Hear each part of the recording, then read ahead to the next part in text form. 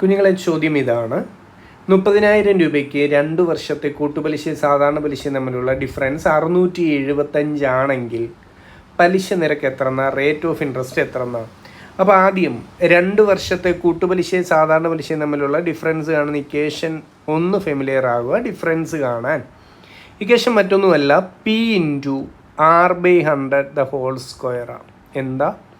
P × R/100 the whole square ആണ് 2 വർഷത്തെ കൂട്ടുപലിശ സാധാരണ പലിശ തമ്മിലുള്ള ഡിഫറൻസ് ആണ് ഇക്വേഷൻ. ഇതിലേക്കുള്ള ഡയറക്റ്റ് സബ്സ്റ്റിറ്റ്യൂഷൻ മാത്രമല്ലേ ഉള്ളൂ. നമുക്കൊന്ന് നോക്കിയാലോ. പറയൂ. ഡിഫറൻസ് എത്രയാ? 675 ആണ്. പി എന്ന് പറയുന്ന പ്രിൻസിപ്പൽ എമൗണ്ട് എത്രയാ?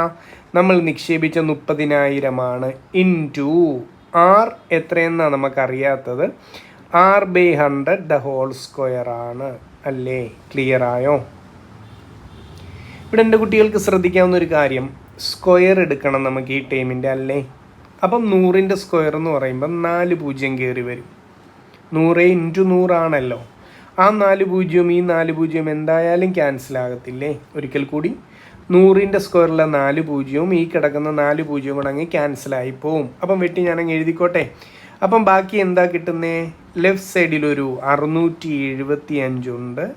റൈറ്റ് സൈഡിൽ 30,000ൻ്റെ എല്ലാ പൂജ്യങ്ങളും വെട്ടിപ്പോയി 3 മാത്രമായി. പിന്നെ ആരും ഉണ്ട്?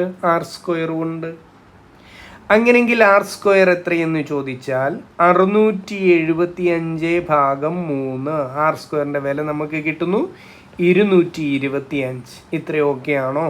R² 225 എങ്കിൽ നമുക്ക് കണ്ടുപിടിക്കേണ്ട R എത്ര എന്നാൽ എന്ത് ചെയ്താൽ മതി? 225ൻ്റെ റൂട്ട് എടുത്താൽ മതി. നമ്മുടെ ആൻസറായി. 225ൻ്റെ റൂട്ട് എത്രയാണ് എൻ്റെ കുട്ടികളെ? 15 ആണ്. അപ്പോൾ ഈ ചോദ്യത്തിൽ പറയുന്ന പലിശ നിരക്ക് എത്രയെന്ന് ചോദിച്ചാൽ നമുക്ക് കൺഫേം ചെയ്യാം, അത് 15%. ഓക്കെ അല്ലേ? ശരി, താങ്ക് യു.